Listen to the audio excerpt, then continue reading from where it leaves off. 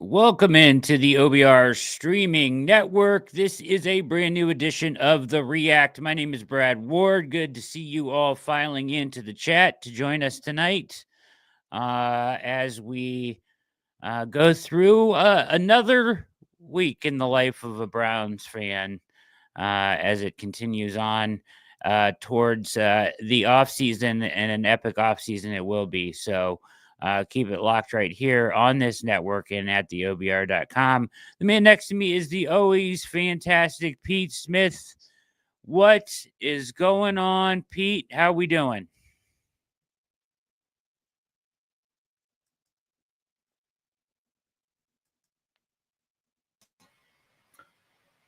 I'm doing all right. I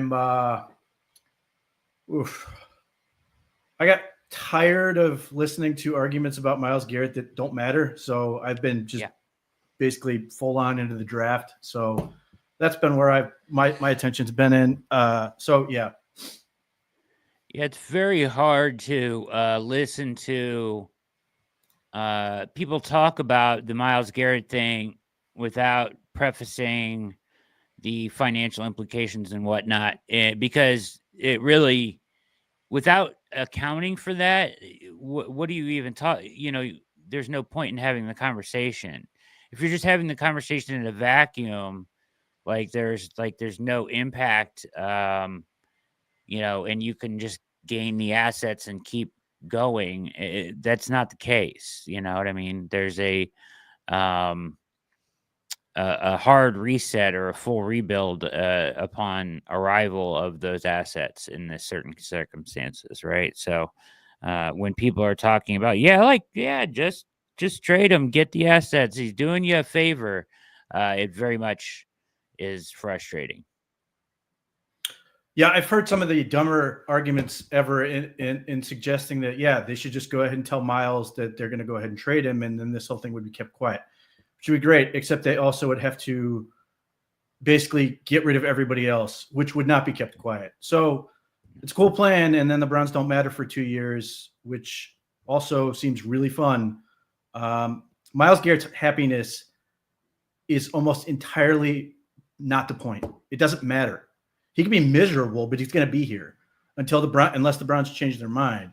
It's like any number of people who would love to move, but then they look at mortgage rates right now and they go, I can't go anywhere. And it sucks, but that's sort of where it is. So everybody can complain about it, but ultimately all that really matters is the Browns would have to destroy the entire franchise basically to make him happy. The way I've put it is, to summarize the argument is, Myles Garrett is not as happy as he could be, so the Browns should destroy the entire franchise and be non-competitive for 2 years.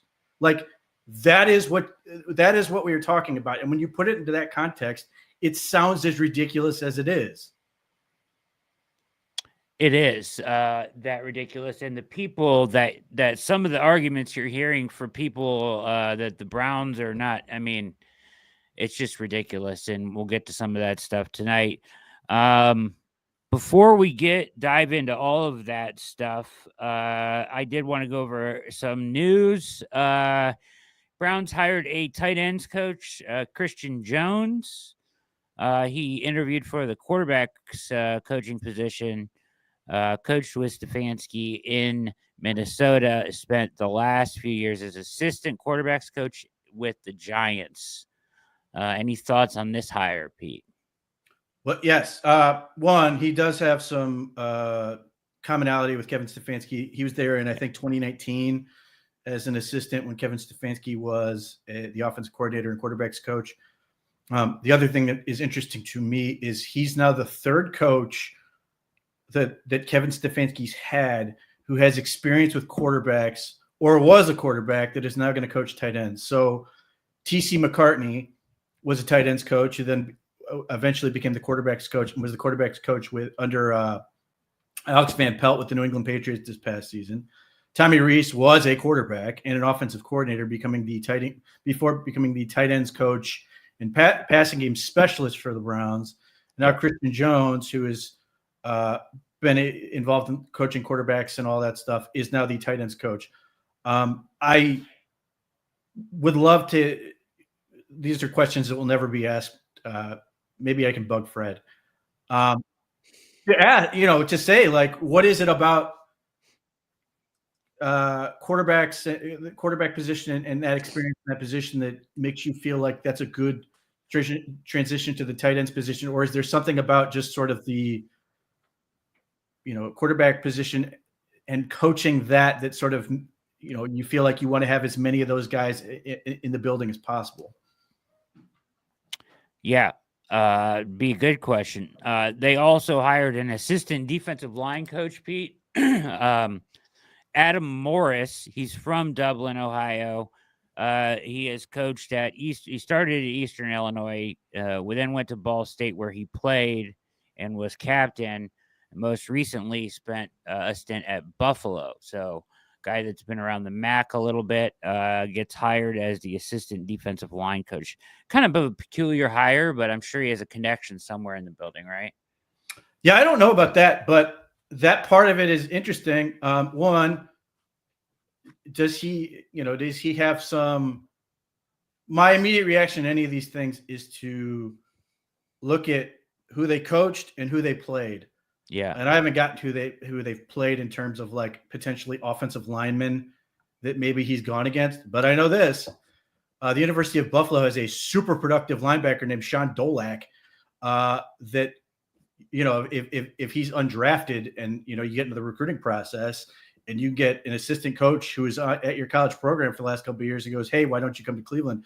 I think that becomes interesting. And like Dolak had like 82 solo tackles and like just destroyed the stat sheet for the Bulls this past year.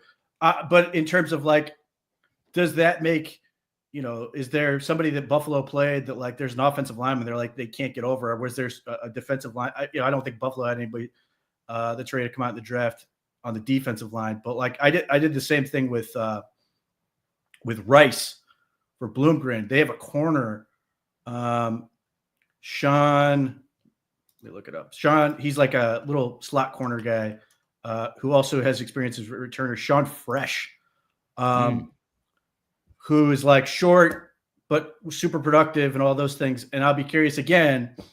We'll see what athletic testing looks like for these guys. Is when we get to that undrafted process, are the Browns going to get somebody from Rice?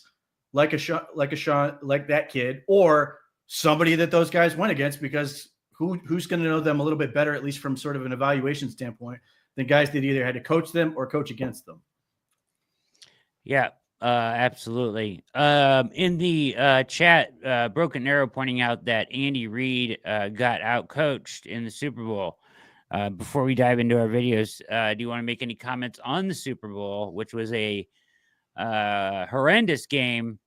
But I don't think I've ever seen Mahomes play that poorly, and they dominated. The Eagles did, which kind of gives you a blueprint of things of how to win without a top 10 quarterback. Agreed. And I think that's going to be that. I think you and I have a different opinion of Jalen Hurts than some people, I guess, do. Like I know Nathan Zagura, who's not here to defend himself, was saying that Jalen Hurts is a really great quarterback. I don't think he's a top 10 quarterback either. I think, no. But he's in that top half of the league, maybe 12, somewhere in that area. I mean, if we break it down, who knows where we get, but I don't think he'd be in my top 10. But it's interesting that the Eagles basically have been doing, everything I've been advocating for them to do. Just get great players, as many as you can get, and you'll get where you need to go. In terms of the coaching aspect, look, the best coaching job the Eagles did was have way better players than the Chiefs did. And even on previewing it with Jeff Lloyd on his show, I said straight up, the Eagles had more talent. I thought the Chiefs might be able to mitigate that difference with coaching, and they just couldn't. And as much as you want to say, like, and there were times I think Pat Mahomes made his life worse in some of the things he was doing, but I'm also looking down the field. There's nothing. There was nothing down there. Like Travis Kelce looked like he was playing in sand. And they were not going to give up big plays. The Eagles played super far back to try to limit what Hollywood Brown and Xavier Worthy could do, and DeAndre Hopkins isn't fast enough. Travis Kelce couldn't get open, and the Eagles, where are my Kareem Hunt truthers?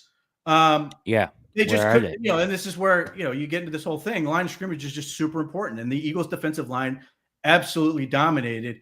And two of those guys, and I'm not suggesting the Browns are going to sign them or can, but two of those guys are about to be free agents. Josh Sweat, to me, was the MVP of the game. Definitely, yeah. Or and then Milton Williams. Yeah. Those guys both had great games. They're both going to be free agents. They're both going to get a ton of money. And you just look up and down the roster, and where are there? Not only do they get more picks, Jalen Hurts was I think quarterback 6 that year. He's taken the second round, whatever. But you look at their defensive line. Josh Sweat, I don't remember when he was drafted, but they've got Jalen Carter, top 10, Jordan Davis, 13th. Their corners, Quinyon Mitchell, first round. The kid they drafted in the second round this year, which everybody thought was Cooper DeJean, everybody thought was going to go in the first round. Yeah. They just keep drafting more and more of those guys. And they're, we'll see where this whole Myles Garrett thing goes. I'm fairly sure we already know. But when he ultimately gets over it and has to wipe away his tears with the $200 million contract he signed with Cleveland, and hopefully he's also realizing Abdul Carter's on the other side of him, and Mike Hall is there, and Juwan Briggs is there, and all these other guys are there. And then they go, holy crap, we can do the things that the Eagles were doing, and it's going to be a whole lot of fun. And you still have Isaiah McGuire. I'm hoping that they get to a point where they're going, we can do these things that the Eagles were doing. And it's just a matter of, unfortunately for Myles, and this is the part where I sympathize, he has to be a little patient. But you watch that game, and if you're Myles Garrett, I'm sure his mind is not necessarily changed at this moment. There has to be at least a party who goes, wait a minute, we could do some of this stuff even in Cleveland, even if I don't get what I ultimately want. And I think that's, I don't know, I'm not going to speak for Myles on this, but I have to think that as much as he may want to go somewhere else, and I don't doubt his intentions at this point, but the fallback option is not nearly as bad as he would like to think it is. No, it's definitely not. And I want to preface this with, from watching the game on TV and whatever, my observations about the Chiefs, obviously, I thought that they played into, they ran a lot of stuff that was long developing down the field. It felt like, the adjustment was to go check down and short, quick, get the ball out. And they never kept anybody in to help with the. No, they did not. Why? Did not. I'm like, why are they not shipping? Why are they not keeping guys in so they can get these routes down the field? And they just left their guys on an island all day. The most you got was Kelce chipping and then going into his route. So I was just shocked that they wouldn't make that adjustment. Like, you're getting slaughtered at the line of scrimmage. Keep somebody in to help. You know what I mean? And try to give him some time to throw. And they didn't do that. And they didn't shorten any of the routes, because it seemed like even when Mahomes did have time, they were all downfield, long routes that took a while to develop. And it felt like that was the game of all games where you just got to get the ball out of his hands quickly. Yeah, it's interesting that suddenly when the Chiefs had a massive talent advantage, you hear some of the complaints like we'd hear about anyone, like the Browns. Yeah. I've heard these people complain about these things about the Browns. And some of what the calculus of the Chiefs is, we trust Pat Mahomes to sort of get the ball out. We want to give him as many options as possible because we trust him to find somebody who's open. But there comes a point where he's just going to get killed. I mean, that looked like Bruce Arians' style of offense with Kurt Warner, where he's just like, screw it. My quarterback's going to get hit a bunch, but eventually we're going to make a bunch of big plays downfield. And that didn't happen. And Pat Mahomes historically is really difficult to sack. But that rate against both, this game and then the Buccaneers Super Bowl, which looked very similar to this one, where he just had no time, obviously looked completely stressed for a lot of the game. And some of those things just go out the window. But ultimately, What is a lot of this caused by? The fact that they couldn't run the ball, which is what you and I have been talking about now for 2 years. Your whole, that to me was the Browns offense last year. Watching that game, and Pat Mahomes is phenomenal, but it's not the first person, I've heard multiple people say this. Who did Pat Mahomes look like a lot of the time in that game? Obviously, he's far more talented, far more accomplished. He looked eerily familiar to a guy who everybody doesn't want to talk about anymore, and I understand. But and I'm not making excuses. Just Sean Watson legitimately just sucked. But you make it so much more difficult when you are predictable. Everybody knew they had to throw every down, and the Eagles could just sit back and they would drop 7 back.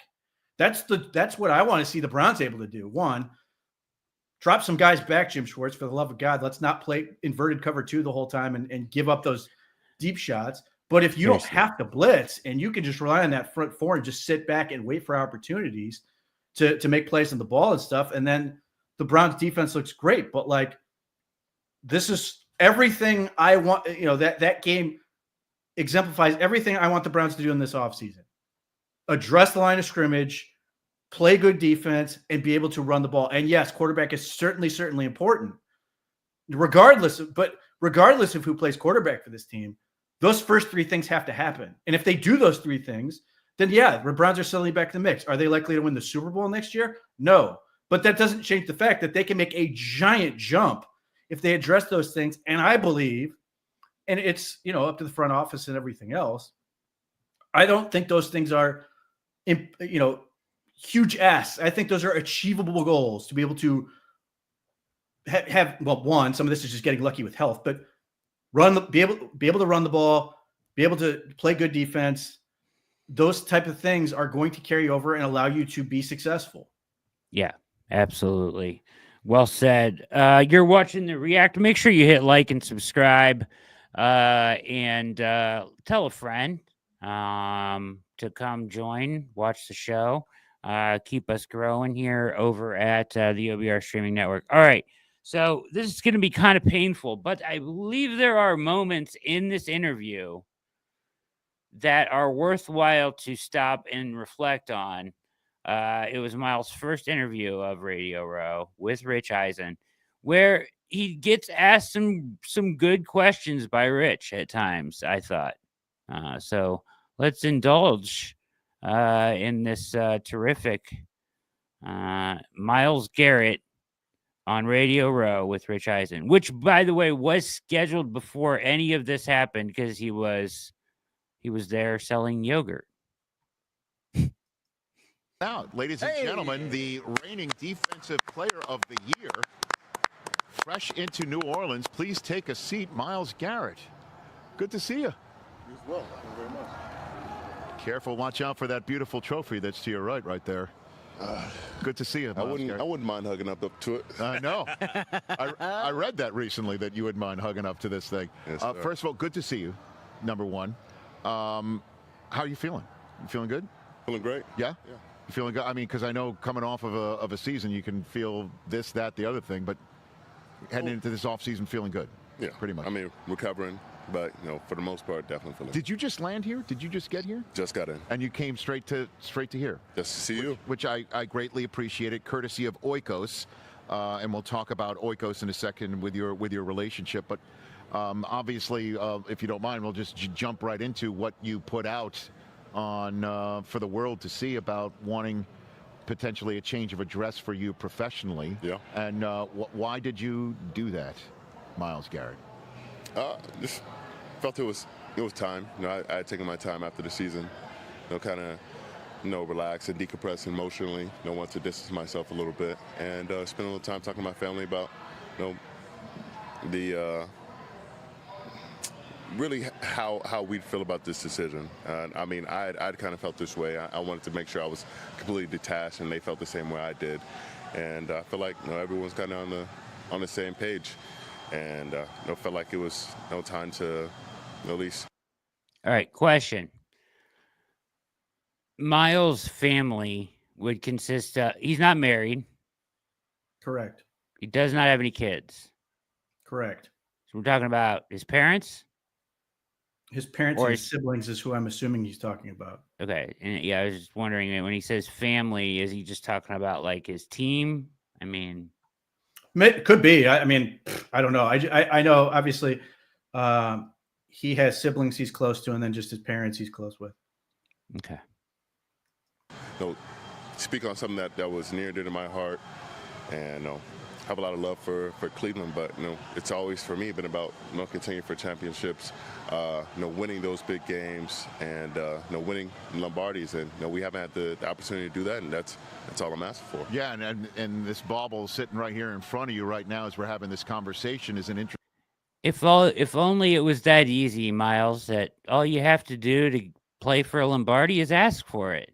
I mean, how dare they not sort present you of with that opportunity? conversation piece, because that's what the line in your statement that jumped out at me was it wasn't about going from Cleveland to Canton. Yeah, it's about winning championships and this Lombardi Trophy. Yeah, it's never been about the Hall of Fame for me. It's not about money or records. It's all you're.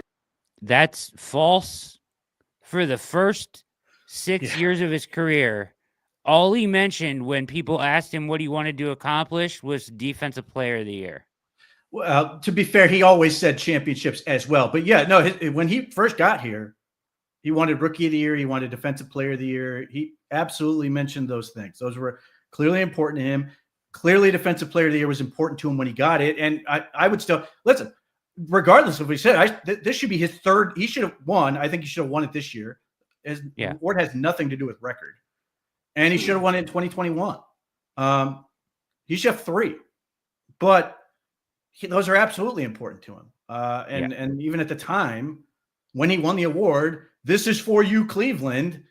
We're going to obviously, and then, building off that moment, he wanted to go back and get a bigger one, which I don't have a problem with anything he's saying here. I mean, obviously, this part is not necessarily true. I don't have a problem with him sort of being his own advocate and asking for, a trade or whatever. He's allowed to do all of these things. It's just certainly, spoiler alert, it doesn't matter. Yeah. Remember for winning, bringing a trophy back home to your city, whichever city that is. That's how you remember in your community, by your peers, your teammates, by friends, all of that. And we want to play the game and want to do things to be remembered. So, if you don't mind me prying, who is in that inner circle with whom you had this conversation in your family? Who was it? Oh, I mean, it was my parents. My sister, obviously my agent, my marketing agent as well, and hearing a little bit from a Cleveland or Akron native as well. You did reach out. This is part of the problem. You can go pause it here. Yes, He's sir. already gotten himself in trouble here. Yeah. Theoretically, I mean, if you really want to dig into it, his marketing agent. Yeah. And again, there's nothing wrong with him trying to maximize his value. I totally get it. NFL and any professional sport is temporary. Get what you can get while you can get it. But when you put that into the context of the conversation we are having in terms of championships and what you want, some of this whole thing is about marketing himself. And even if he signs back with the Browns, which ultimately I think is going to happen, he has gotten himself on the map as a bigger sort of influencer, so to speak, in terms of advertisements. Like, he has been in ads, obviously. He does the yogurt ad for the Super Bowl, but he's never been God knows Taco Boy is one of the stupidest ad ideas in history. And the what is it? What's the overall company? I don't want to butcher it. Whatever, the whitest ad campaign I've ever seen between the Watts and the Kelseys for whoever that is. My God. But there's an element of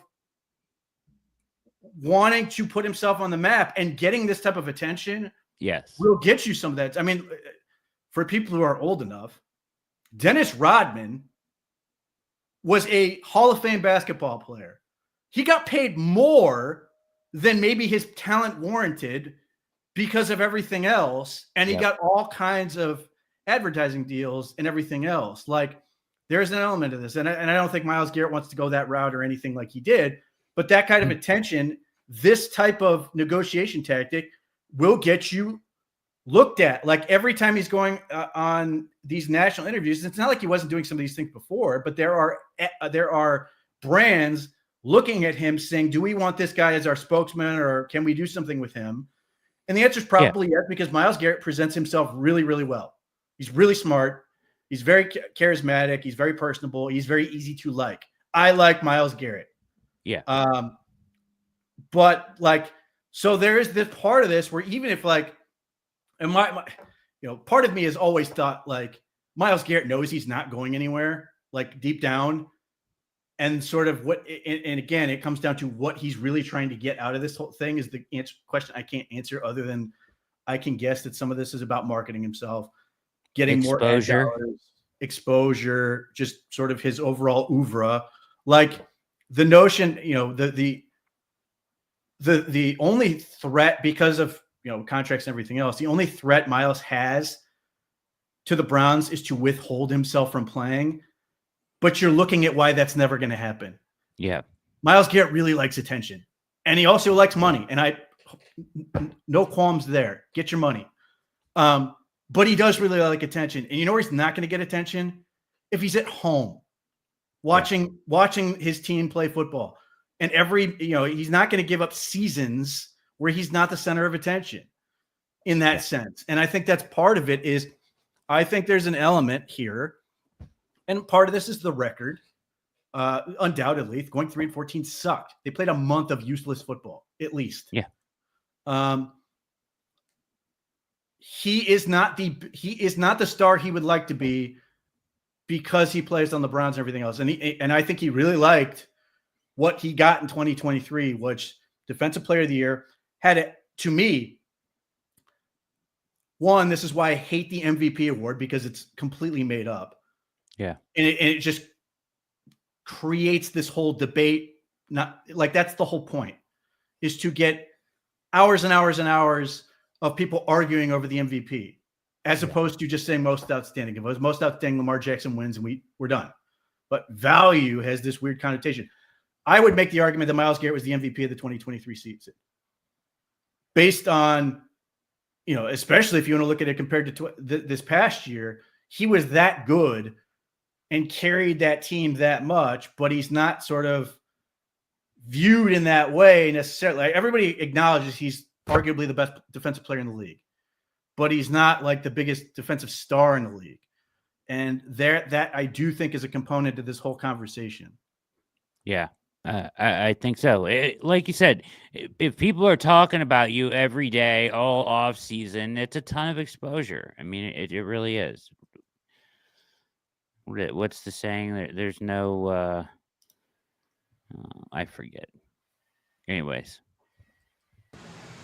what conversation did you have with him, if you're willing to share in that? Just kind of what a transition looked like for him. What was his thought process going into it before he left Cleveland, and just making sure I made a logical decision, taking my time and just trying to take away the pressure of doing something like that. I know that Cleveland, really that area, Northeast Ohio, has been his home, and it's really been it feels like my home as well. It's your adopted home, and I know that, and I appreciate you being open and honest as you always are whenever we have a conversation, Myles Garrett, is that it is uncomfortable. It is uncomfortable to change an opinion of whether professionally you could be as successful where you had dreams of being the one to provide it for this fan base that adores you, and that and you adore them, and this is not a decision to be made lightly. Yes. And so I guess why, when it all comes down to it, that you're willing to share, do you feel that this is what's best, that your 8 years you've come to the conclusion it just won't be in Cleveland for you? I mean, like you said, it's not a decision I take lightly. It took time and lots of conversation, but just looking at kind of the trajectory of the team, talking to some of the higher ups, and I have a lot of respect for them, but I just don't think we're aligned on where the team is going in the near future. And I feel like, the window for us as athletes is only so broad, and it only continues to close as years go by with anything be able to happen on that field from day to day. And I want to be able to go out there and compete at the highest levels, day in and day out, and playing for champions, like I said. And this came out of conversations that you had with management. Yes, sir. Already. You've already had those conversations with management. Yes, I mean we spoke after the season with the exit meeting, and then spoke a few other times further down the line. So this wasn't something that I blindsided them with my opinion. I took my time before stating it outright to them, and then I released a statement. But I wanted to be able to do right by them, because they've taken care of me for a long time. Cleveland has been my second home, and this community is one that I love. But this opinion is just how I feel now. So what happens next? What do you want to happen next?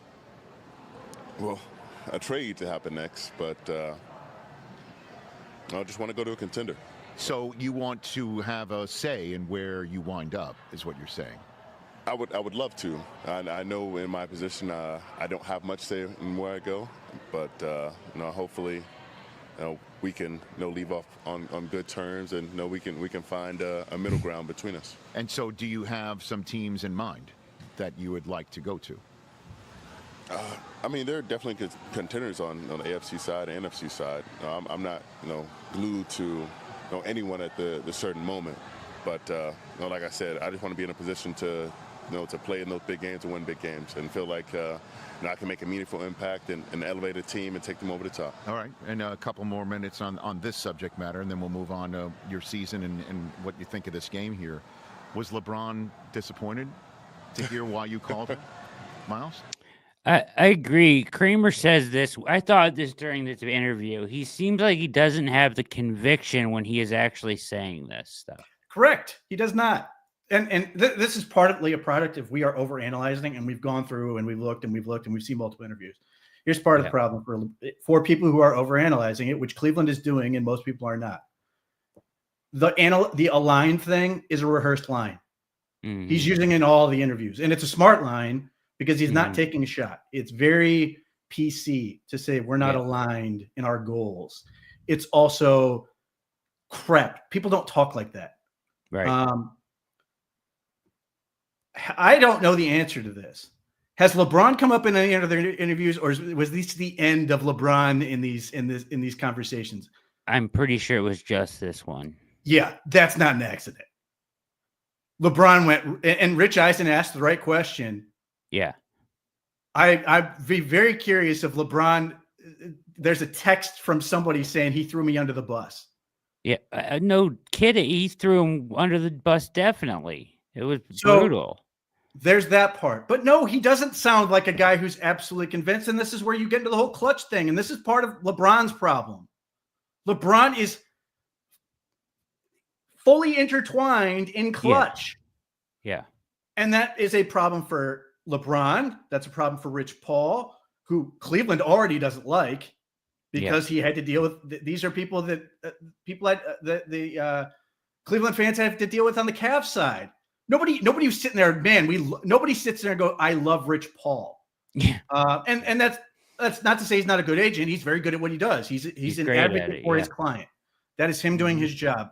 And if Rich Paul's sticking the slings and arrows so LeBron doesn't have to, or Myles Garrett doesn't have to, he's going to do that all day long. He is Roger Goodell. He's a giant meat shield.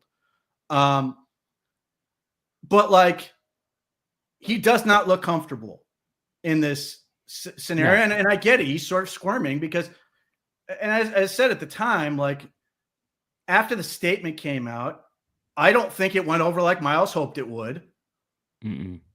I said at the time, and by the way, I have not had a chance to take the victory lap. Last Tuesday on the React, I called this exact scenario. You said it would be Thursday. I said I said that he was going to say LeBron and people are going to be pissed. Not even 24 hours later, and I'm getting people adding me going, you called this. And yes, people are already pissed. I can't believe he said it. Right. Like this would be the one thing. And it's a credit to Rich Eisen. He asked the question that There was no way to get around it. What was Myles Garrett going to say? I'm not going to comment on any conversation I had with. Well, that would be answering the question anyway, and people would read into it. So he had to answer it. But like it causes him a great deal of problem. But then he's also, as I expected he would, he's trying to lower the temperature because he needs to have Cleveland and the Browns want to help him.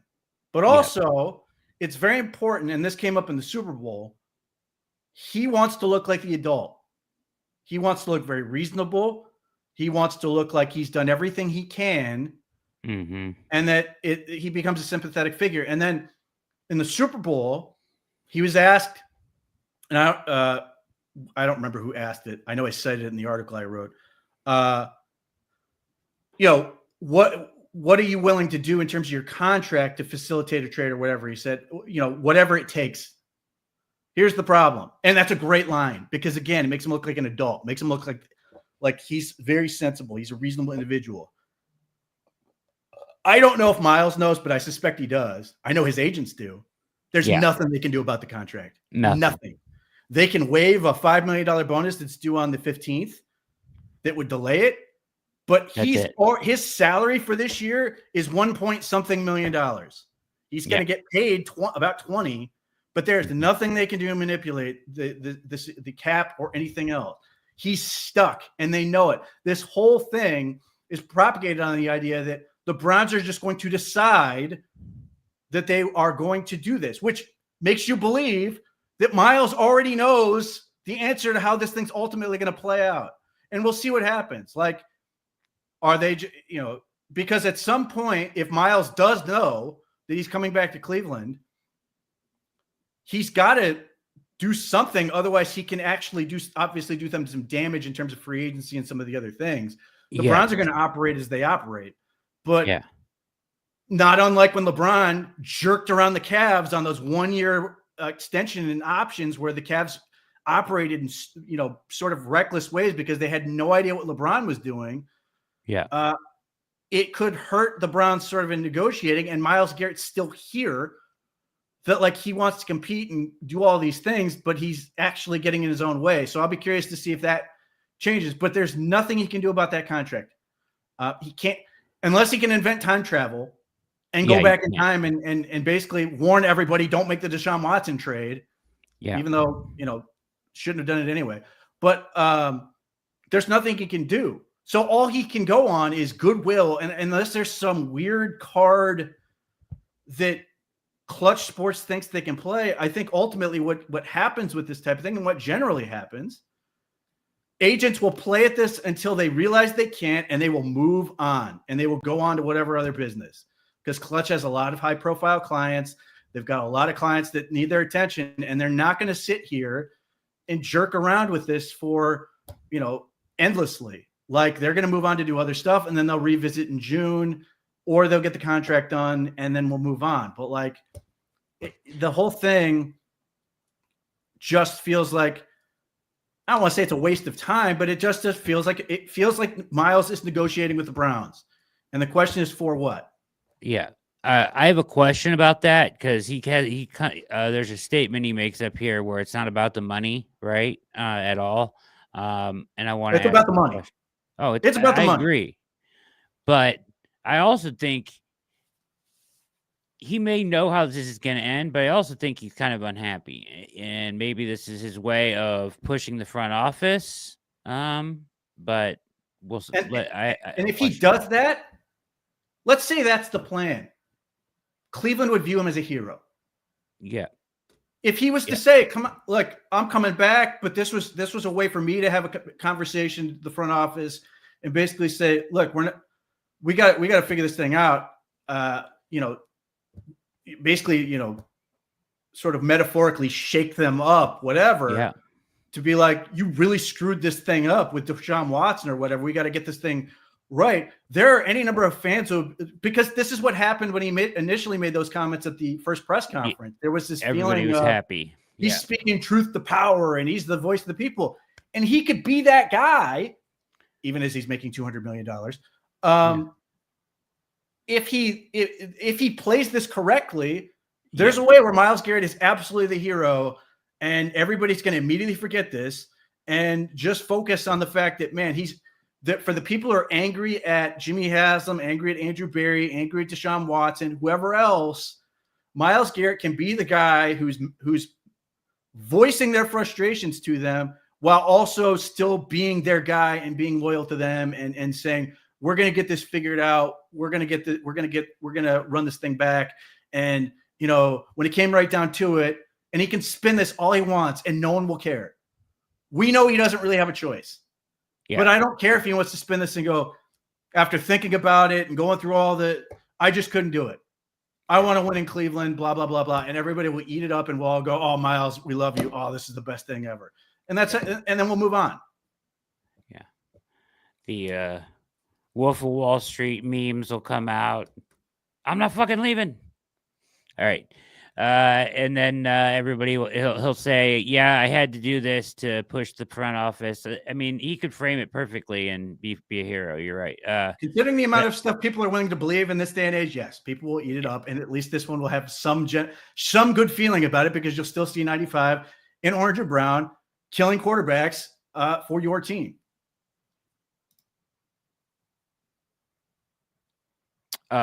Broken Arrow, we can address those. Do you want to address those right now?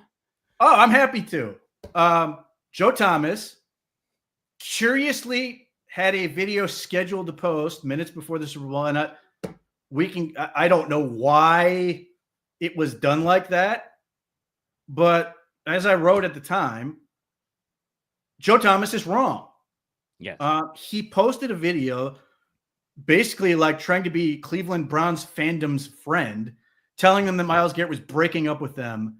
And, it's time to move on. It's time to make the best of the situation. It's time to trade him if you get what you can. And hopefully you'll find the right defensive end to truly to marry and have that lasting relationship with.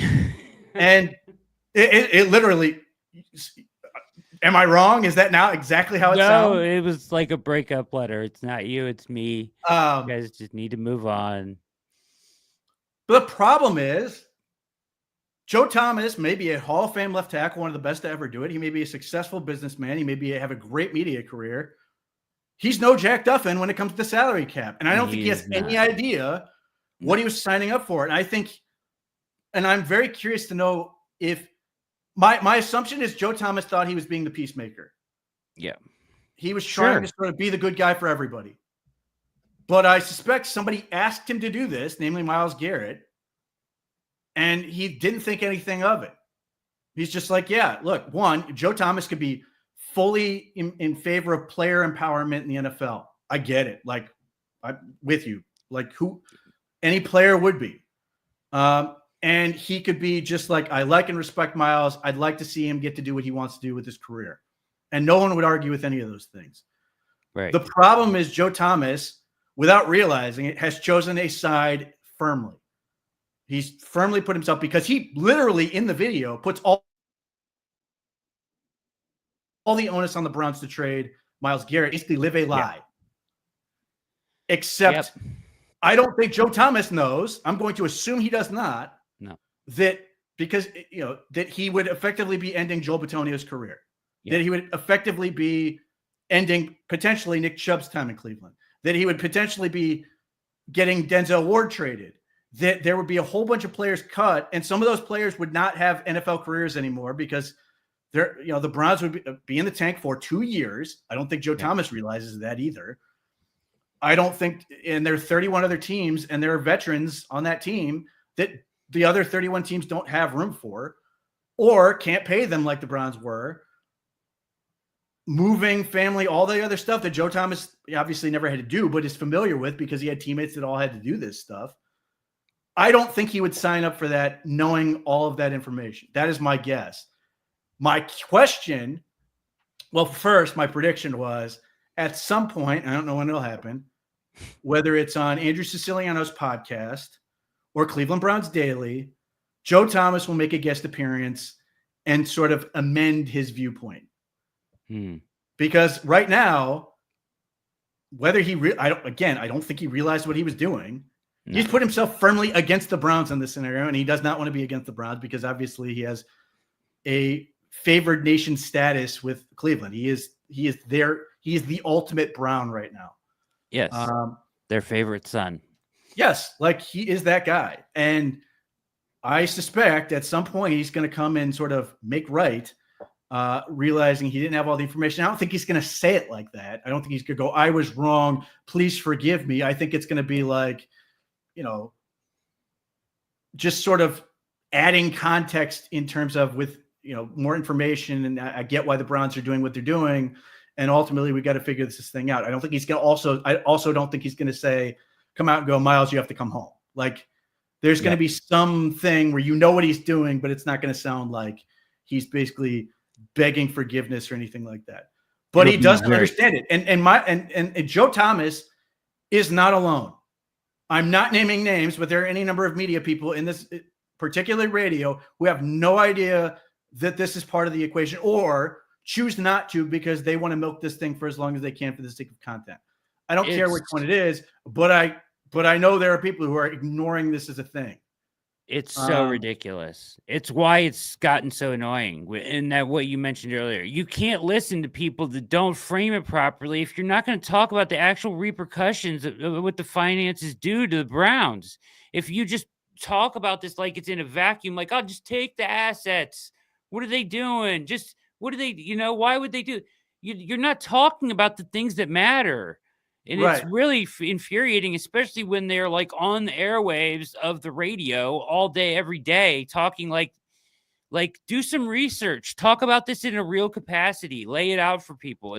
It's infuriating. Well, I'll just say this: have Jack Duffin on as a guest. Have Jack Duffin on and have him explain it to you because what the way it's being framed is Myles isn't happy. Myles wants to go. The Browns should accommodate him. You know who's not going to be happy if that happens? All the players who are part of the chain of events that happen after that.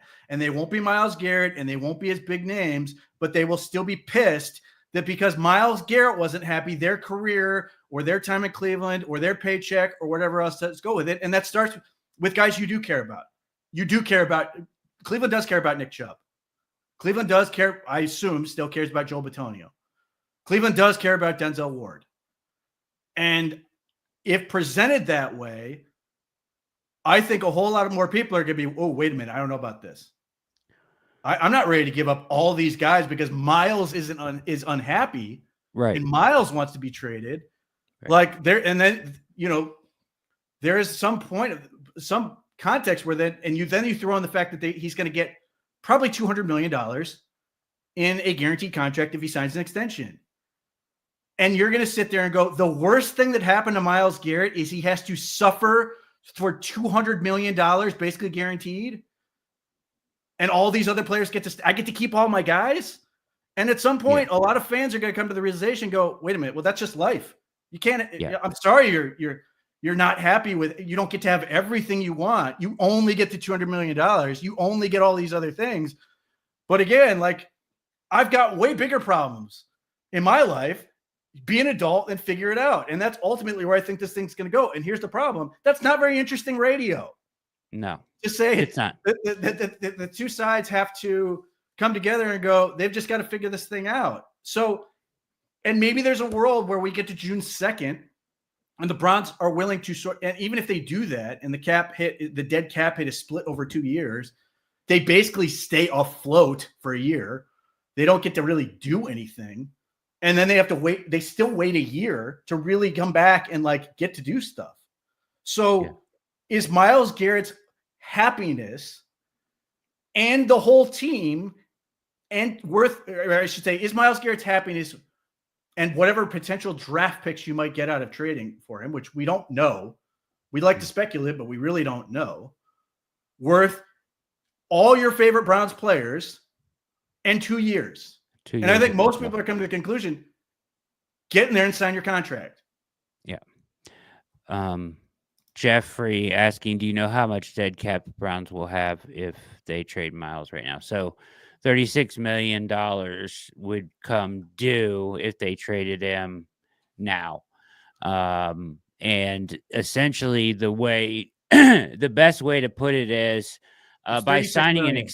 by 36 million, but by signing him to an extension, they also was part of their plan. So by not signing him to an extension and gaining that cap space, the way Jack put it is you're basically would be losing like $50 million in spending power by him being traded this offseason.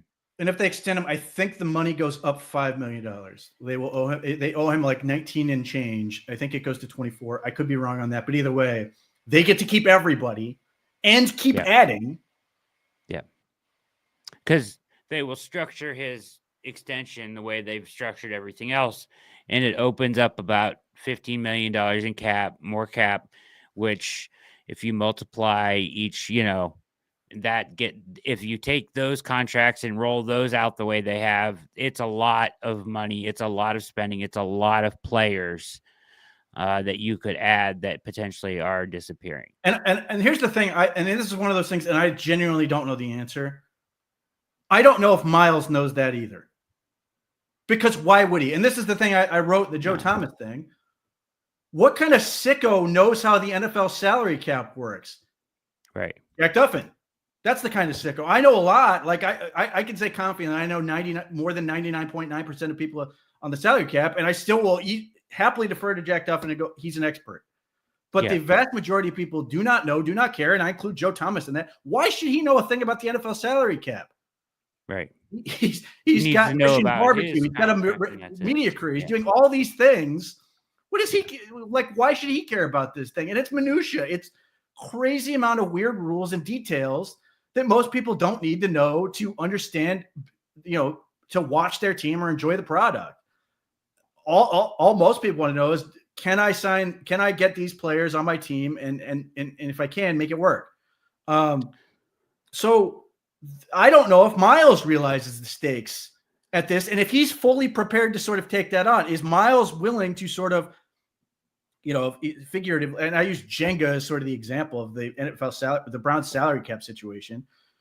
The Browns have sort of manipulated this tower of blocks to a point where, like, it's sound in how it's designed, but it needs everybody to sort of stick it out. And if Myles wants to leave, he's literally pulling out one of those bottom pieces and expecting it to sort of work out. And it's not going to. And again, I don't know if Myles knows that, or if he does, that this feeds into the idea that he's not really planning on leaving in the first place. Yeah, or he does, and he expects them to fold. I don't know. Maybe they told him this is the time to do it because of that. You know what I mean? I don't know. Well, that's the other part about this is, like, this is the last time Myles can ever get traded. If he signs I still have a theory that Myles Garrett is going to play into another contract. He's just that physically gifted. He's one of those people who's that genetically freakish that he could easily play until he's like Cam Hayward's age or Khalil Mack's age. He's just one of those people. We still don't know the whole story on his feet. But he's never had surgery, as far as I know, related to football. It's not like he's had to do an ACL, or he's had a major shoulder injury, or he's like got everything. I can't speak to the state of his body, but he's been very fortunate, and he's sort of acknowledging that, while also saying that, and he's right, that at any moment it could all be over, because that's just the nature of football. And, you sort of see it with the Nick Chubb thing. Like, that's a terrifying element to it. But, like, would anyone be surprised if Myles Garrett is still great at 37? No. So, but like, practically speaking, if he doesn't get traded now and he signs the extension, he's locked up for another 5 years. So he's not going to get traded ever. He's going to be from Canton to Cleveland, or from Cleveland to Canton. And then, like, we'll see what happens. But, like, I have a question. I have a question about that. I want to hear what he says about this money part, but then I have a question for you about that. Okay. Khalil Mack is 35 for a person saying that he is definitely not 33. Here we go. 1 second. He was not. He had actually been reaching out to me to to talk and just get my side of things. He's been a part of difficult times, and his first start of his career. Being so frustrated with being so close to the pinnacle of sports, or his sport, and he just wanted to see exactly how I was feeling, where my head was at, and if I need to talk through anything, and if I was ready to consider any kind of move, that he was there to communicate with and to lean on. And then I know this is a what if question, but what if the Browns say no? We want you to stay. We want you to be part of this thing. We do believe in the plan that we have. We do believe that this plan will work. We do need Great you to help this question, plan Rich. work, and you do have 2 years left. Like, what if that happens, Myles? I mean, it's possible. They could do that, but that's a They little did bit do further that. down the line. That I'm willing to look. I know things have changed, night by night, and I'm sure people are calling and hopefully making some tempting offers, but I'm grateful for my opportunity, and I know that recently no one stuck to one team, seeing Luka, so I'm too happy. I mean, that is, I still can't believe All it. right. Wishy-washy ass answer to that question. No conviction at all. And then he brings up the NBA. This is not the NBA. Okay. Secondly, here's my question. What if this thing gets to the summer? I don't think Is it there- will, for the record, but go ahead. If it does, hypothetically, if it gets strung out, is there a world where they give him kind of like what they did with Coop? Like, say he's holding out, right? And they say, because he has no guaranteed money left on his deal, and they say, let's rework your current deal to give you X amount of dollars this year, this much guaranteed money. That gets him back in camp, and he kind of saves face for him, right? So then he can come back to camp with the good faith that we will trade you next offseason. You can't. And like, do you again, mean? his salary is literally the minimum. There's nowhere to put it. The other problem he runs into is if he's here for another year, like, let's the theory is he could hold out and reevaluate next year.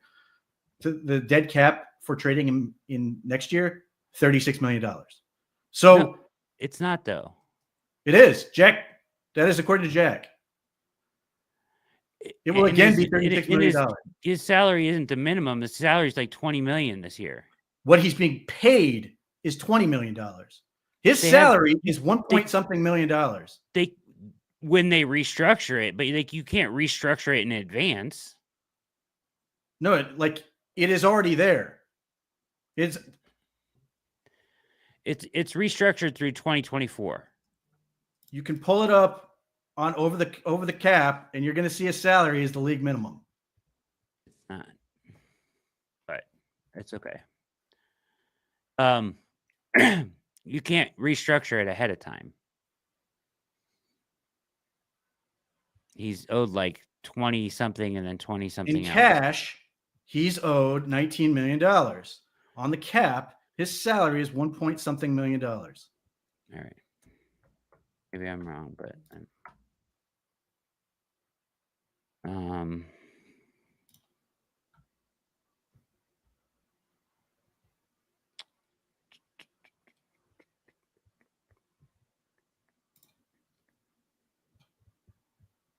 Void.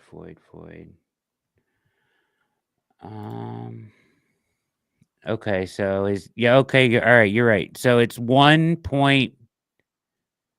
Yeah, there's no, literally, there's nothing How to do. can they do that? Because that's the cap and cash are different. I know that, but his cap number is 19 million, but you can't restructure that ahead of time. It's already been done. They've already restructured all of his years out, which is why bonus they have which is why they owe $36 million It's in bonus dead money. cap. They can't do squat, and that's the problem. There's nowhere to put it. There's nothing to be done.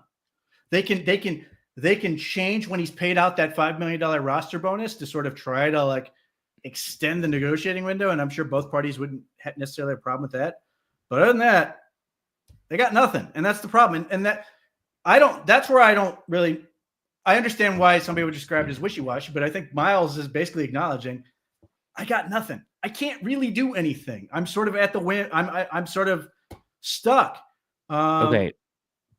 The one thing that I did want to say though, his dead cap would go to, so like, you know how it splits out over 2 years if they wait till after June 1st, right? Yeah.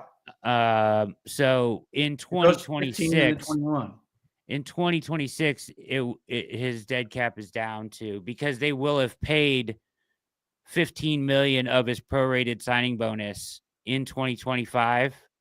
His dead cap will be down to 21 million in 2026.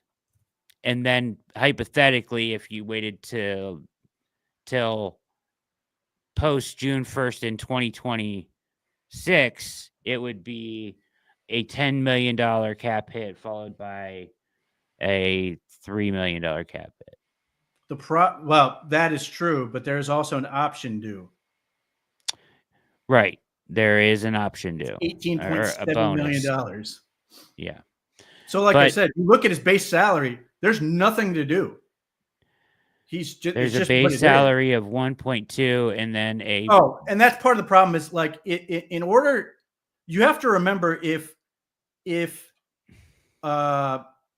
he holds out the whole year, his contract won't carry, it won't like go for another, it won't like what's the word?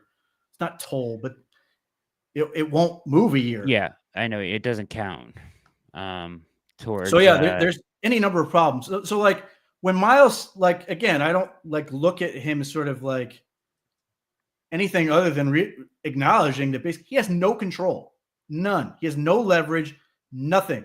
And that's part of, and him trying to change the subject and whatever is fine, but like he is at the mercy of the Browns deciding to let him out. And it's all of this pressure is trying to present himself as the adult, as the sensible party, and that the Browns are bad, except that doesn't work when everybody already thinks the Browns are the bad guy. All he can do, there it is, accrue. Thank you, OG Philly. Beautiful. His contract would not accrue a year if he holds out. But like, so his whole strategy, and it's working for certain people who don't want to do the homework, sound like the adult, sound like the reasonable party, make the Browns look like the bad guys, and that they are wrong for not sort of setting you free when that is not even the right, we're not even having the correct conversation on the matter. It's entirely about, can the Browns do this without destroying their team? And they can't. And so as a result, they're not going to. So Myles ultimately, and I'm not casting aspersions on him. Like, I have nothing against Myles trying to advocate for his own position. More power to you. Like, and same way I can say for the Browns, I don't view this as good and evil. Like, I can tell you who's going to ultimately end up looking bad the further this goes along, him, but the Browns are already down here. They can't go any further down. So it just comes down to, and I've described this, the whole thing as business. Myles at some point is going to decide $200 million is really good business for me. And hopefully he's going to be able to come away and say, I affected change in the organization. I don't know what that is, but whatever he's hoping to accomplish. And that he's also increased his sort of marketing appeal broadly, which I think will work. I think that will happen. But ultimately, this is why I've sort of moved on from the conversation, other than when I have to cover it, and I'm happy to do it. Is all of this ends with Myles Garrett lining up for the Browns, hopefully across from Abdul Carter, which makes me very excited. Like, and I'm hoping the longer this, well, I should get to a couple things. I'm hoping the longer this goes, Myles starts to realize, man, one, I like the guys in the locker room. My issue's with management. I don't want these guys to not like me for an extended period of time. I sort of want to make right with them. I want to get my team right and sort of be able to like allow them to do things so I can compete. The other thing that I think will play a role, and I don't think Myles wants to deal with, is the Cavs. unless he's planning on selling his ownership stake, everybody's excited about the Cleveland Cavaliers. Understandably, they make this great trade. Everybody's thrilled. They are drawing all kinds of praise. They just beat the crap out of Minnesota. They are the second best record in the league, them and Oklahoma City. And everybody's talking about, can the Cavs win a championship? And all these playoff games that are going to be in Cleveland. Cleveland Browns owner Myles Garrett is probably going to want to attend all of those games. Is he going to draw this out and potentially be in a situation where he's got to go hide in the box every game? Or does he want to be courtside? Does he want to have mixed reaction when he shows up on the court from fans? Or does he want to be celebrated on the court side? And I think at some point, the calendar is going to come to a point where he goes, I want to, and this may be the whole plan for him. I don't know. Where he signs the deal, like as this thing is heating up for the Cavs, and he gets to go out there as the Cavs owner and like be Mr. Cleveland. And I'm happy for him to do it. Like, that'll be great. Be great for the city. And Rich Eisen and everybody else would be like, man, this is awesome. They'd all say this is great for Cleveland. The Cavaliers, potential championship run, Myles Garrett staying, and everybody's going to love this thing. And I hope that's where this thing ends. But I think that is going to ramp up pressure on him in a way that maybe he's not accounting for it now, but I think we'll end up dealing with. And the other angle that I find very interesting, if I'm going to go off on a Cavs tangent, Myles Garrett is Cleveland Cavaliers owner. I understand he has a fraction of the team. Yeah. If let's say the Cavs don't make the finals and whatever else, everybody has been worried that Donovan Mitchell has really wanted to be a Knick. Oh, man. If after the season, Donovan Mitchell goes to LeBron James or to Myles Garrett, Cleveland Cavaliers owner, and goes, Myles, I don't think our goals are aligned here. I think my goals are aligned in New York. I want to be a Knick. Yeah. I'd like you to trade me. Now you can blame LeBron and Garrett and Clutch and for not only the Browns, but the Cavs falling apart as well. So if that all happens and Donovan Mitchell says, man, I want to go to New York. I want to be traded. Is Myles Garrett, the owner, going to say, no problem? I get it. We're going to trade you. I want you to be happy. Or is Myles Garrett, the owner, going to say, you're under contract. Get out there and play. We're gonna make this thing work. We're gonna work with you as much as we can to make you as happy as we can. But ultimately, you're not going anywhere. And that is part of the problem. And because LeBron James, this gets into a whole bigger economic discussion about sort of labor and capital. But he's got his finger in both pies. He is a player, and he's part of ownership in a different sport. And that's also part of the reason why I think Myles knows he's not going anywhere. And also why he's sort of like realizing, I think he understands the dynamic here, that he has no leverage. And it's ultimately going to end up where it goes. Again, I could be surprised. I could be dead wrong, and everybody can tell me how wrong I am when he's traded for, 53 first-round picks and everything else. But that's the other part, and that's a different equation unto itself. Let me know when a real offer comes through that is that good. Because all I keep seeing are mythical offers that either suck or are so good that I don't think anyone's actually going to offer them. And I think Myles Garrett is just a very awkward, it's sort of a curse that he's this good. The Browns would have to get enough to tear down the whole franchise, which I don't think they're going to get. And a team would have to be willing to do that. I don't think that's going to happen either, which is why I think this whole thing is an exercise in sort of wasting time. We'll see where I could be dead wrong. And I'm prepared for it. I will own it and be wrong. I've been wrong before. But it's very difficult to see where this thing goes other than Myles Garrett lining up with the Browns. And then we can have debates about, well, is he really happy enough? And to Myles' credit, I think he's on the field. I think he's always been a professional. I think he plays with effort. I think he brings it. Even when they were bad, at the end of the season, Myles Garrett is motivated enough to play like a guy who wants to be great. And I think the Browns can obviously enhance that by doing things that make the team better. But I don't worry about, Myles Garrett's going to be a cancer in the locker room. I just don't see that. but I could be wrong. All right. We'll have to ask Jack about this. So, in looking at this, you're right. Okay. So 1.255 in 2025. However, cash to cap in 2025 is 19 million cap for this year and 19 million cash because he gets that $5 million bonus and that's due on March 15th. But then he gets a $13.4 million option bonus. There So you these go. years are both team options, right? Correct. So the option bonus comes in August. So September technically 1st. What? According to, I'm over the cap has it as September 1st. Okay, either way, August, September 1st, either way, that's when it's due to him. So I'm saying that cash to cap for 2025, the dead money's there from the signing bonus and the restructures because they restructured him in 2021, 22, 23, and 24. However, in 25, his cash to cap is actually 19 million to 19 million. Despite his base salary being 1.25 million. There's no guaranteed money on the books, but as soon as he gets the option, he's going to be paid 19 million this year. I'm saying you could take that 19 million and not add to it, but give him some guaranteed money, give him some more, whatever it is to get through to next year where the cap hit drops down to 21 million. And then, in good faith, negotiate him out, or say that maybe you give him a waiver of a part of this is a waiver that you won't, because can't you waive your right to give him a franchise tag? You can't. Franchise tag waiver. We won't franchise tag you after 26. You can become a free agent. Yeah, they're never going to do that. And I know.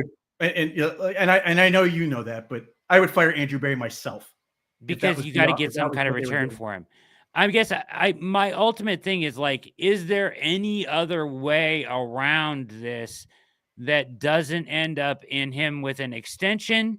Is there any way he could get through 1 year and then be traded? I doubt it. I mean, I'm not going to say it's not possible. What I would say is I don't see a scenario where the Browns would do it because, again, they have all the leverage and they can offer him and they can give him an ungodly amount of money. He's coming to the end of a $125 million extension. He will get more than he's made in his entire career in the next one. That is what the Browns, I think, are going to hold on to and say, this is it. We're not going to mess around with anything else. This is what you're going to get.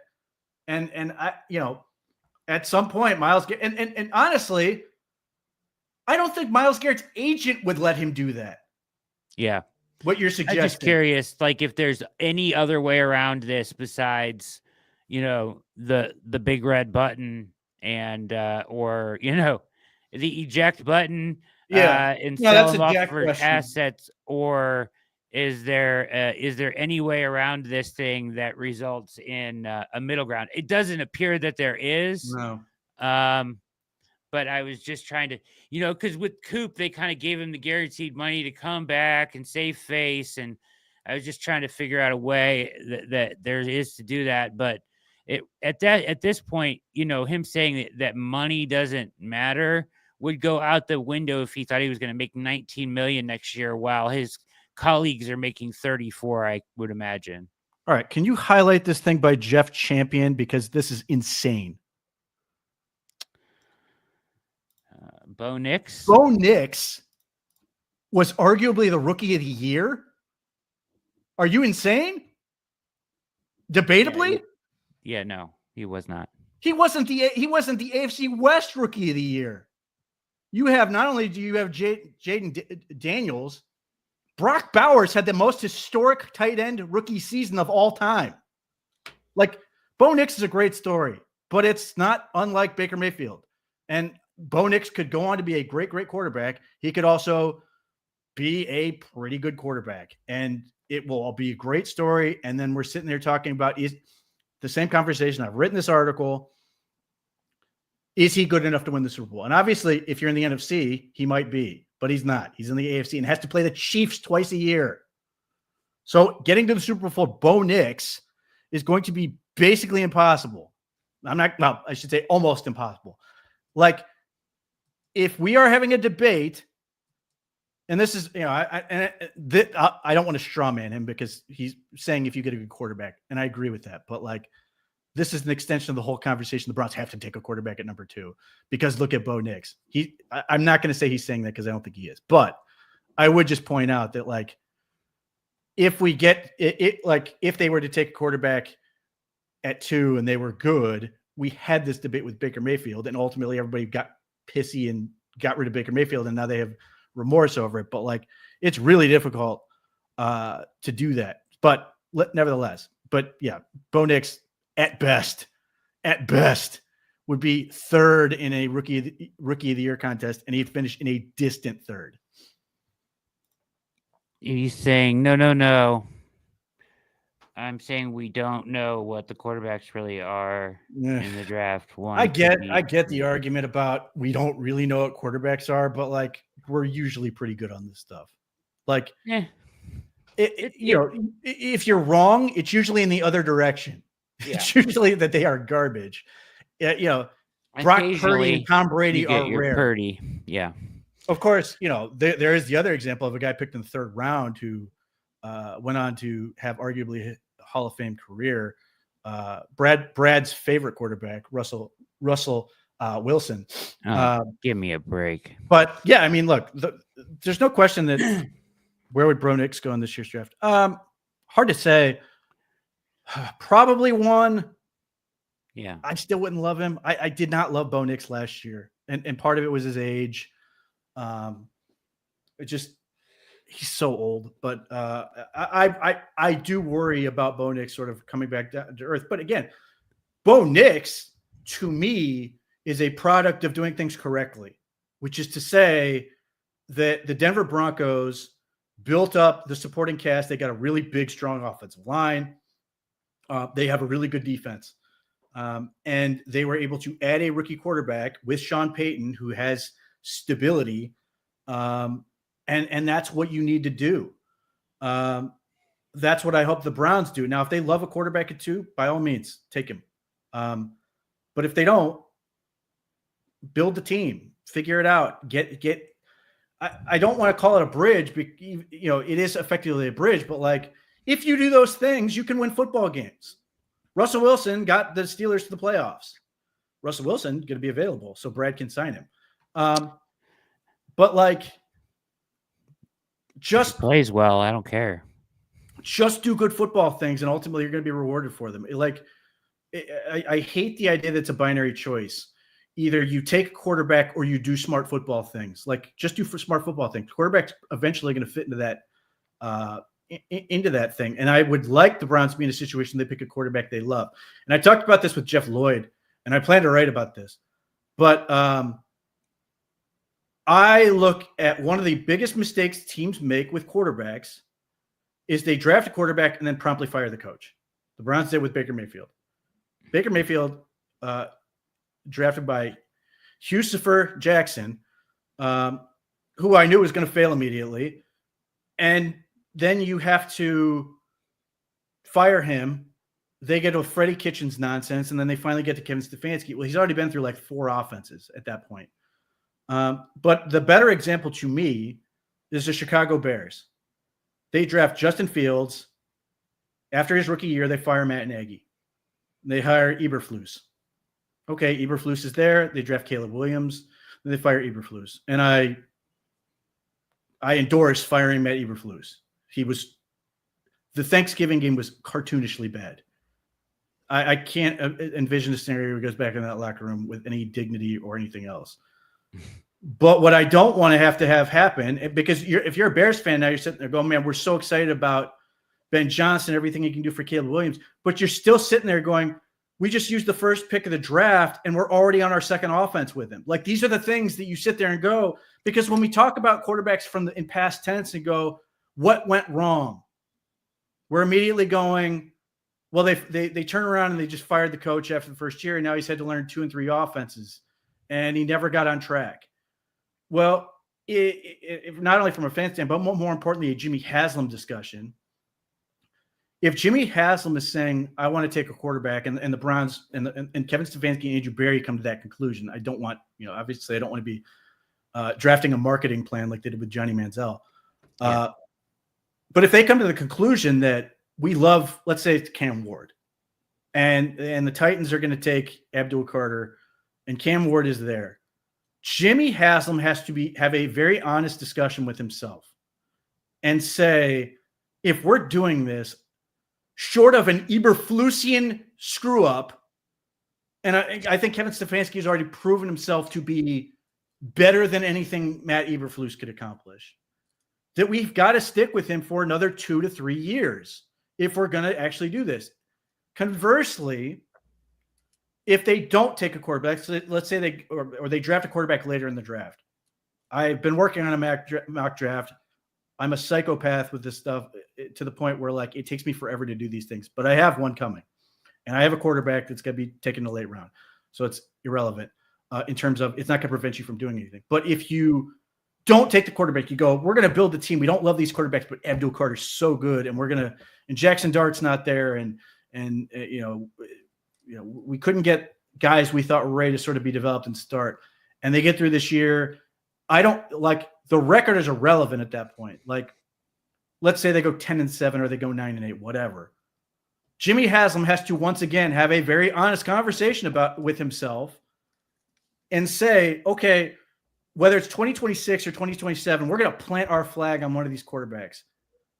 I have to have decided that either I'm firing Kevin Stefanski now, and getting a coach I'm going to stick with for those years, or I'm sticking with Kevin Stefanski for those years, and we're going to draft a quarterback, and we're going to do it the way that the Chiefs did it, that the Bills did it, and the Ravens did it, where they were put into great situations, and the Broncos right now seemingly are in that camp. Josh Allen and Lamar Jackson were drafted on teams. They did not fire the coach, but they did not show so much as change the coordinator or quarterback's coach, I don't believe, for 4 years. But don't you think that is that's part of my concern, in that there is some smoke around the Shador stuff, right? And I am concerned that they will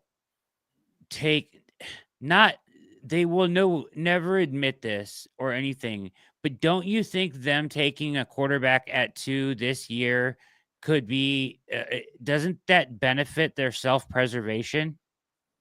No, I don't think it matters. I mean, let's put this way. Okay. At the end of the year, it gives them an extra. Jimmy Haslam had the conversation I just laid out, and he's willing to stick to his guns, then yes. So let me finish. Yes. So at the end of the year, if they finish with 7 wins and Shador played decent football, they can point to a quarterback that says we might have our answer here. It definitely could buy them more time. Yes. But again, here I would say this: the record shouldn't matter at that point. You have to commit, because if you don't, okay. So either way, then they have to commit, and they're, like Larry said, oftentimes it restarts the clock and gives a guy more runway. Except I just gave you 2 examples where I did. I know, not always, right. But I'm saying in this circumstance, if they can point to him at the end of the year, does that give them a chance to have a longer, if they, instead of not taking quarterback at all, and then they lose, they go 6-11 and they're out on their ass? Maybe. Again, it's possible. I would hope that the Browns operate in the best interest of the team regardless, but I get what you're saying. Is there anything to taking Shador at 2? Can anybody talk you into that, or are you just off that? Can anyone completely talk me into that? I mean, who went one? Like I brought up to you last time. Last time I brought up to you, I said, would you be mad if they took Shador 2? And you said no, because ultimately they're taking a swing at a quarterback. Yeah. Well, look, I would be okay with them taking Shador the pick if they all believe that he's. If they believe in him. Okay. Yes. Having said you that, think there's if a Abdul chance Carter they is do? sitting there and they passed on him, I'm still mad. Yeah. That the Browns passed on Richard Seymour for Gerard Warren. I can hold a grudge. Even You though think there's historically speaking, Richard Seymour was the plan and Butch Davis screwed it up on draft day. Nevertheless, could have had a Hall of Famer, and hopefully at that point, Courtney Brown's knee would have been problematic and you would have had both those guys. Nevertheless, I would be very worried that they passed on Abdul Carter in favor of Shedeur Sanders. But at least I would have the feeling that they signed off and said, we believe this guy is going to get us where we need to go. Now, I will be skeptical, but I won't immediately, as opposed to when they took DeShone Kizer, and I knew already this was not going to work. Yeah. At least I will. One, I do think Kevin Stefanski is a really, really good coach. I would like, I've said this before, I would sign him to a 10-year contract extension today. Boom. Without thinking it. Like I would do too. Without hesitating. I don't think they're going to do better anytime, anywhere. So, yeah. And then the other problem you run into, but because if Jimmy Haslam cannot be trusted to sort of follow through, and I know a lot of people want to make Jimmy Haslam into what he was as opposed to what he is. But if he can't, you might run into a situation where you now limit your coaching field, because if you're Jimmy Haslam, you're not going to hire somebody who doesn't believe in Shedeur Sanders, or you're going to hire somebody who doesn't and is willing to, and give them permission to take their own guy. Either way, you've completely invalidated that selection or that coaching search to a major degree. So that is one of the concerns I have. Jimmy Haslam has to be very honest with himself and say, I'm going to, and to this point he has. To this point, he stuck to his guns and believes these are the guys. But ultimately, he has to be able to make that commitment for the sake of the quarterback. Otherwise, it's wasting time in a lot of ways. Or you're asking what is widely considered an inferior quarterback class to then have the added wrinkle of now overcoming an extra unnecessary point of adversity. All right, let me fire these names at you since we're an hour and a half in, and Garage Beers is in just a half hour, but I wanted to get to these tonight. So these are some names that have recently become topics. Tell me if they are realistic or you are interested. And I already know the answers to these, but I still got to ask them for you anyways. All right. Aaron Rodgers is out in New York. I think I have questions if they even talk to Aaron Rodgers. Toxic, just a ridiculous human being at this point. Totally agree. Just I think not worth the conversation. You want to talk about diminishing skills for people who are old enough to remember that reference. We're there, and he's a giant pain in the ass. I respect, what's his name? The coach in New York. He was the DC in Detroit. Aaron Glenn. I respect him so much more now, knowing that he didn't want him to be in his building to start his. Did you hear he said that stuff? I heard that one of the things they said was you couldn't be on Pat McAfee anymore if you wanted to come back. And by the way, I'm here for it. Like, and I'm here for it in part because Aaron Rodgers is such a sack of shit that he said to all these other people in the building, we've got to stop doing things that get in the way of winning. We can't be a distraction. You are a giant billboard of distractions and going to do everything else. Like this is O.J. Simpson going, we're looking for the real killers. Yeah. Aaron Rodgers is that. Exactly.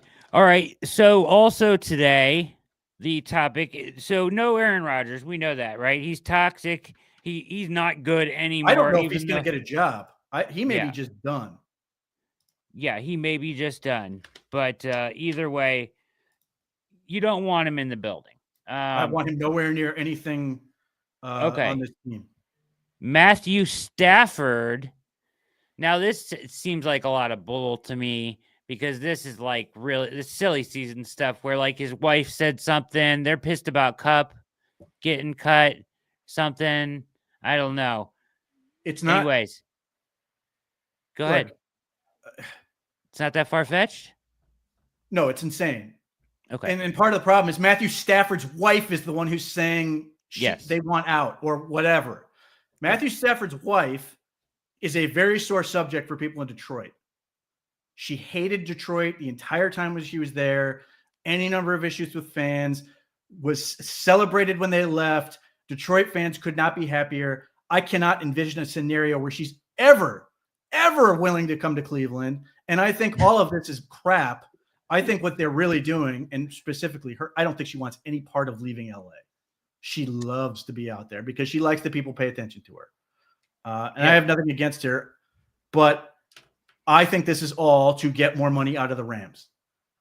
Okay. Threatening a holdout, whatever. But like, if you're the Rams, you just won the division. Why would you trade her? Why would you trade him now? Like, because if you are, you're basically saying we think Matthew Stafford is getting worse, and we want to cash in now. They went to the NFC Championship game, didn't they? No, they lost the divisional round. Oh yeah, duh. They lost in the division.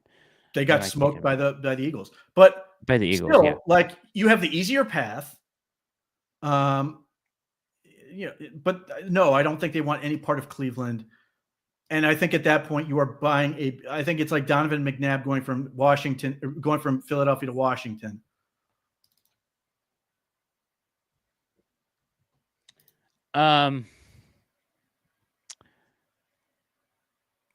Would you rather have Daniel Jones or Kirk Cousins?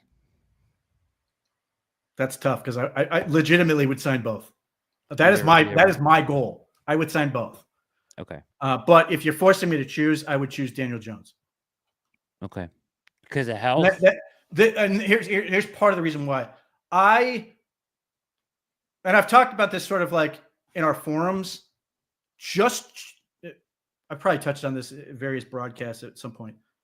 In general, it is very difficult to sell me on fully pocket passers at this point in the NFL. It is so much more difficult to win when you can't get something out of the legs of your quarterback. You and I both agree, Jalen Hurts. I will say Jalen Hurts played well in the Super Bowl, but Jalen Hurts wasn't a great passer in the Super Bowl. He made some great passes. Yeah, but it that's was not his who he dual is. threat ability that tortured the defense. In the same way that Pat Mahomes is a huge threat with his legs. Josh Allen is a huge threat with his legs.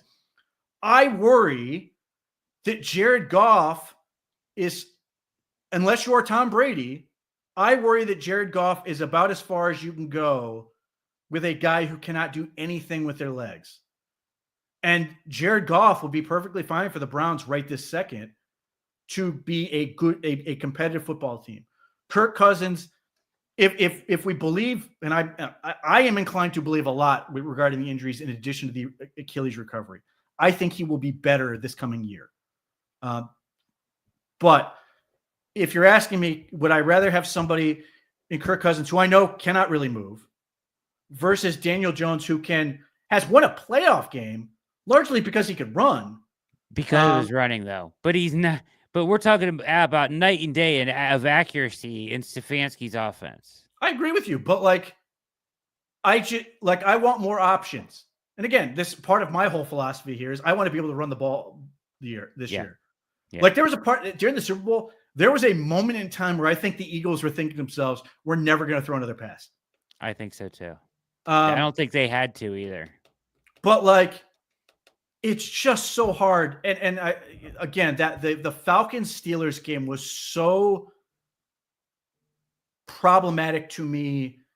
The Falcons the Steelers knew where it was going to be, and they just beat the hell out of them. Now, as I say that, Kirk Cousins ripped the Eagles apart. So there's some element of that, but it's just so hard when you have to be so good every single time. And this was an issue that we sort of looked at, and we sort of dealt with this with Baker Mayfield in the Chiefs playoff game. Short of the interception, Baker Mayfield was magnificent in that game. Like, he played at a level was out of this world in that playoff game. Yeah. But he had to be perfect. Yeah. Because they were sort of stuck with what they could do, and you could take away the running game and those other things. And so just in general, in terms of the Shedeur Sanders, in terms of what's his face from Syracuse, Kyle McCord. Those guys, I'm lower on in general, just because I worry about their inability to do anything with their legs. Now, it's not, Shedeur Sanders is not a statue. He can move a little bit, but like, I want a little bit more juice out of that position. I don't need a guy who's running around all the time, but when you're that limited, it makes the defense's life so much easier. Yeah, I would agree with that. Especially from what we saw this year, it was really exploited by teams very well. I'm going to show a clip to you, Pete, as we're running low on time here, but I want to show a clip to you, and it's going to infuriate the hell out of you because it infuriated me to know, like, to a point of where I had almost had to stop the car when I heard this, and then luckily they posted it to their website. So I just, listen. I don't know if Nick's lost his mind or what is happening here, but this is Nick going in on the Browns front office for I'm not really sure what, not trading Miles already, maybe, I guess. I don't know. I don't really know. Making it ugly is here we go.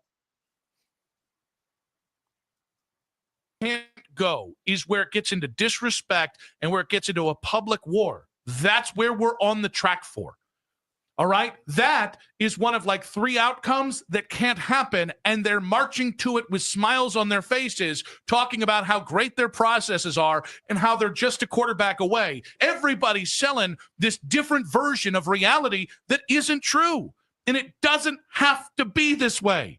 You can be more dignified. You can be more respectful than this. And the idea that they can't, that's a cop-out for a bad organization. Cannot allow it. You can do whatever you want, by the way. I'm just meaning for me, I will, thank you. I cannot accept that it couldn't go a hell of a lot cleaner and simpler than this. I don't know how. I don't know how they would have had it go cleaner. And Myles is part of the every bit of this conversation. It's not like they haven't come out and directly spoken any sort of way. They've used other people to do except so. Except to the Senior Bowl when Andrew Barrett they doubled down there. said, but then Myles did a whole 7 days of talking. Like it's not even, this isn't a defense of them. I just don't know how you make an easy breakup. How does this happen when you have a generational talent and a Hall of Fame player? I just don't know how you make an easy breakup. You avoid going public and it getting worse and worse and worse. It's impossible to avoid it going public. How? It's impossible. He didn't have Myles to have gone public 2 Mondays ago. He had to have felt like they were going to access. Yeah, you would have had to have traded him then.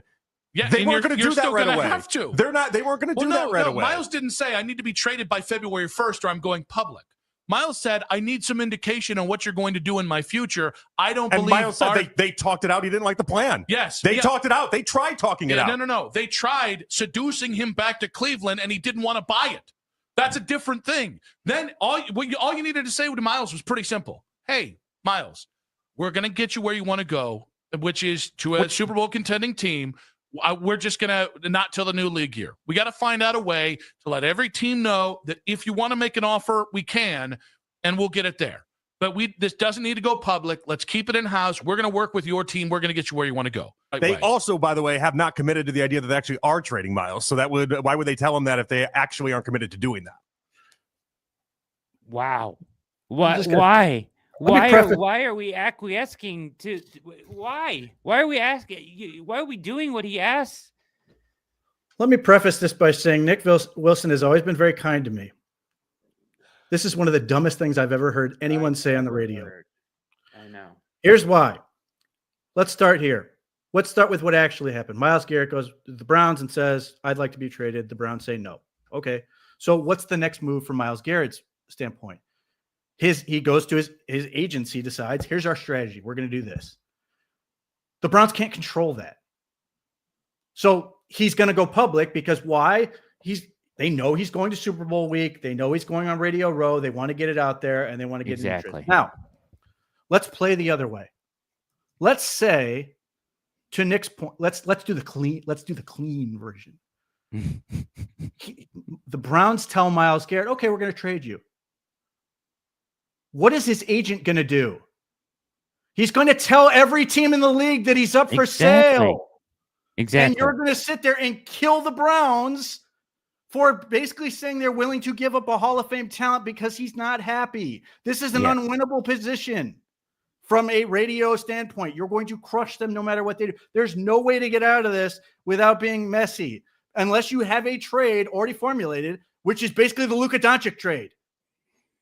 Because we've dealt with this before where Jay Crawford goes, oh, there's leaks. There's leaks in the building. No, there's not. There's agents who are going to get out their message because it's good for them.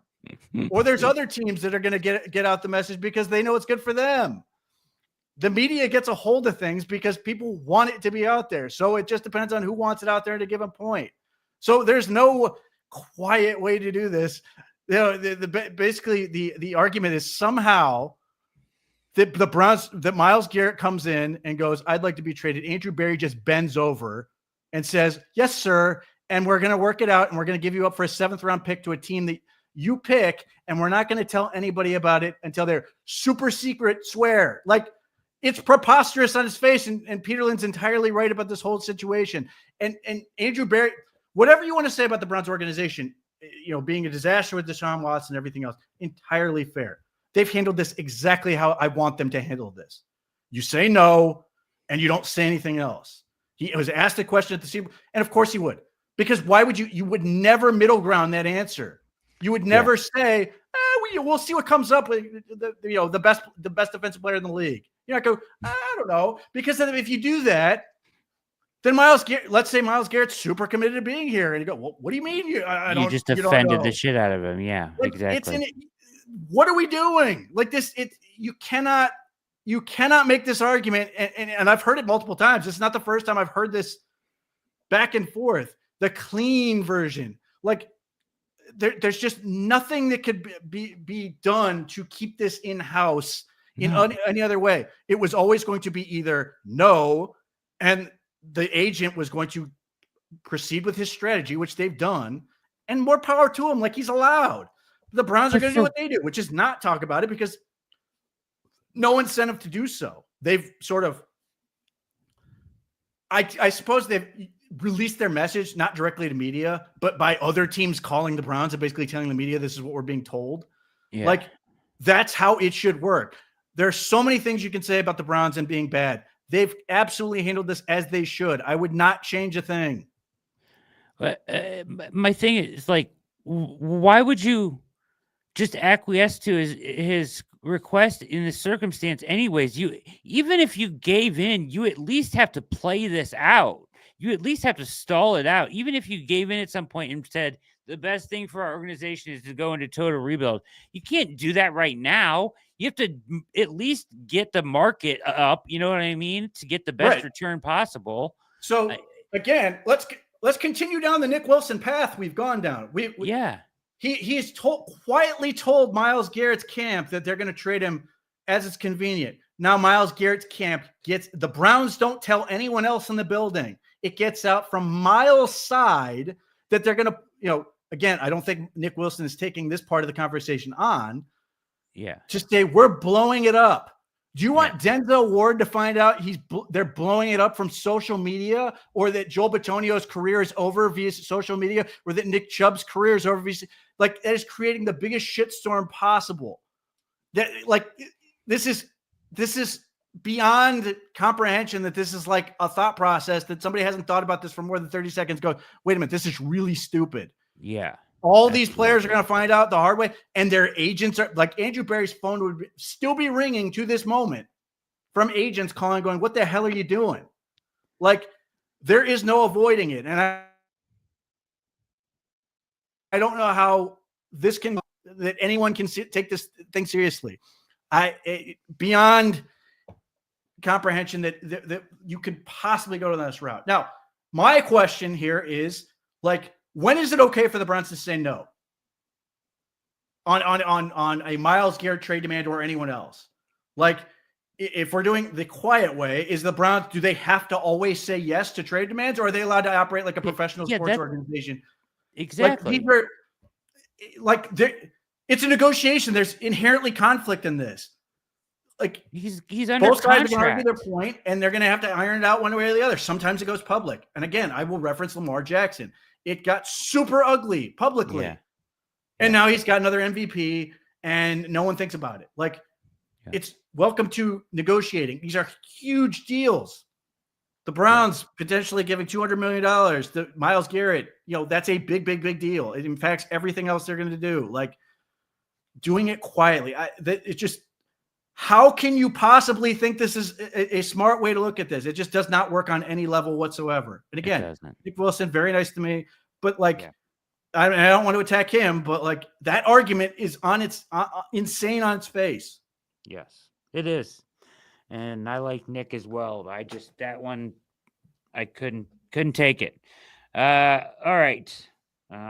We will wind things down here. We're going to get out of here on time for once for garage beers. Get your beers and get to your garage for garage beers coming up here in 5 minutes or so with Mike and Chad.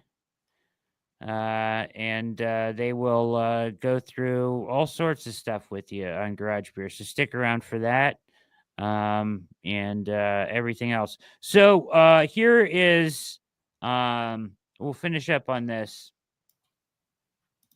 The thoughts on I guess we can do the thoughts on Shador. I guess I don't even want to do that one anymore. Here is we've kind of covered all these today, buddy. Here's Albert Breer on the situation. Oh, this is good. Here's Ken on the situation. Ken and Lima in the morning. Myles Garrett, you have to wait until you get a chance to make Myles Garrett see whatever plan you're trying to put together. Because clearly you got the number 2 overall pick. I assume Shador Sanders is not enough to keep him happy, right? I assume Abdul Carter is not enough to keep him happy, or trading down and getting Abdul Carter, Mason Graham, and bringing in Jackson Dart or Will Howard or whoever is not enough to make him happy. So that kind of plays out as it is. So you can still take a quarterback number 2, still not going to do anything for Myles. I'm thinking if you want to keep Myles, your best option is going to be a veteran, good quarterback. This is the closest to what's available. Is maybe Matt Stafford, because of what his wife said on a podcast. That's desperate. That's where they're at. That is exactly where the Browns are. Excuse me. That's where Andrew Berry's at. It's a tough situation. That's what it is, guys. Do you consider the Browns to be desperate, like Ken says?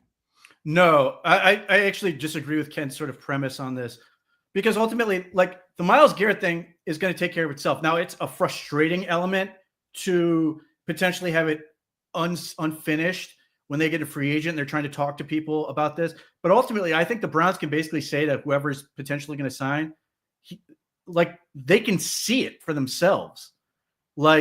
He can't go anywhere. There's one path forward, and all these agents can be like, yeah, he's going to sign this massive extension. I think that's how this could play out. But if you're we want to put the talk in terms of pressure, there's pressure to sort of please Myles.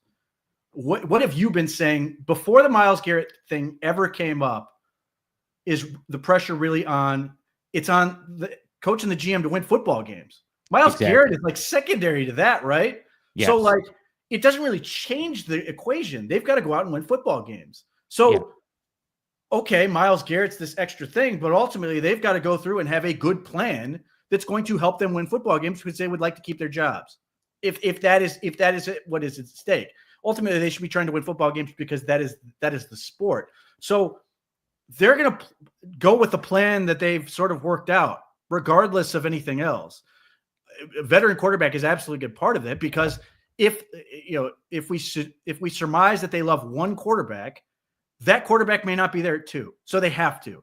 Not only that, even if they get the quarterback they love, they may not be ready.